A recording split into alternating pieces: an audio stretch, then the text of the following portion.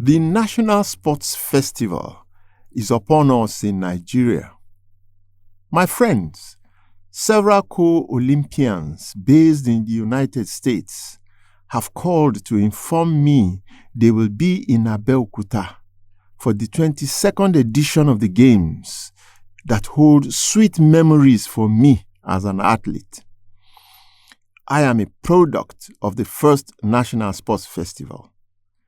I was invited to the national team of Nigeria, the Green Eagles, as a result of my participation and performance at the Festival of 1973 in Lagos. I represented Western State in football. I also participated in the 1975 festival, also in Lagos. Preparatory to participating in the 73 Games, I played my first international match and scored my very first international goal when the Western State Festival team, called Western Lions at the time, played against Central African Republic in a friendly match at the Liberty Stadium, Ibadan, on the eve of the Games. Looking back now, I wonder how a regional team was able to play a national team and what links existed between Western Nigeria and the CAR to make such an arrangement possible. The Western Lions won by 3-0. It was my first experience of playing under floodlights. The Liberty Stadium had one of the best football turfs in the world at the time. The quality of its grass and maintenance regime comparable to any of the best grounds in Europe today.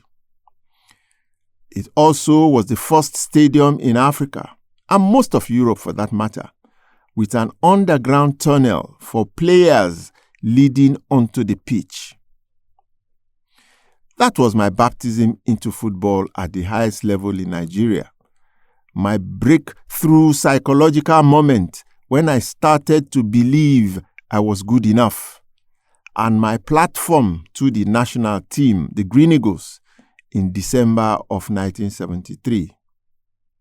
My journey in football thereafter is now history.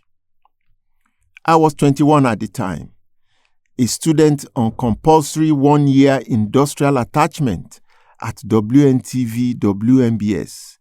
Now you know where my interest in radio and television was implanted. And later, Western Nigeria Housing Corporation, both in Ibadan. I was the newly crowned best player of the Ibadan Football Association League, the biggest in Western Nigeria at the time, when I was invited to join the Western State Festival team preparing for the 73 Games. The camp was in the main campus of the University of Ife, now Obafemi Awolowo University, Ile-Ife. The university had some of the best sports facilities for training in the country, with a very robust physical and health education department. The National Sports Festival was and has remained the biggest sports event in Nigeria. Outside the All Africa Games, it is the biggest sports event in Africa. For the 22nd edition in 2025, to be hosted by Ogun State in 2 weeks' time, there shall be an estimated 12,000 athletes and 3,000 officials in 32 different sports. The festival was introduced into Nigerian sports as a soft power tool by the federal government to drive reconciliation, reintegration, and restoration after the bloody civil war in Nigeria between 1967 and 1970, and also to kickstart an authentic youth engagement and development program through sports. Both objectives were achieved very quickly indeed. The National Sports Festival has a rich history. It was conceived as a biannual event to take place in any one of the Nigerian states chosen through a bidding process. That 2-year sequence has not been consistent following the failure of some states to meet deadlines and to deliver needed facilities on time. A few states lost their hosting rights as a result, creating disruption in the scheduled dates. That's why only 21 editions instead of 25 have taken place in 52 years. Principally, though, the festival was to discover young sports talents in the country, to drive a new sports mission to make Nigeria the giant of sports in Africa. The federal government's investment in sport from 1971 was massive. It started with the establishment of a National Sports Council that became the National Sports Commission, the construction of the biggest sports complex in Africa at the time, the modern, magnificent, and beautiful National Stadium complex in Lagos, the revival of the Ghana-Nigeria Sports Festival, and the hosting of the second All-Africa Games in Lagos. All of these under 2 years from conceptualization to delivery. Sport was a major part of the federal government's plan to engage the exploding youth population and to create opportunities for them in the growing global sports industry. A channel was opened for Nigerian student athletes to pursue the combination of education and sport, both locally and internationally. With offers of scholarships, young Nigerian athletes started to migrate abroad into more developed sports cultures funded entirely by the government.